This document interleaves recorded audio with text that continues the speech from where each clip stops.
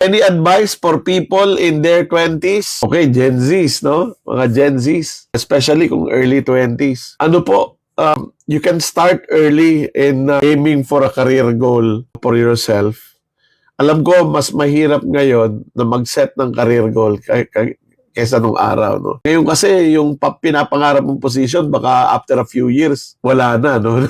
Nadurog na ng AI or na-automate na.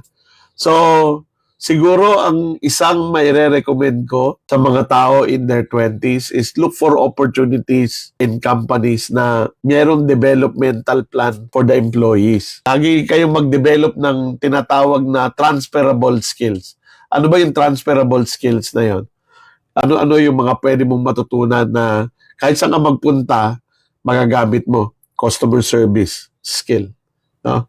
Problem solving, decision making skills. Okay? Importante yan. Planning skills. Project management skill.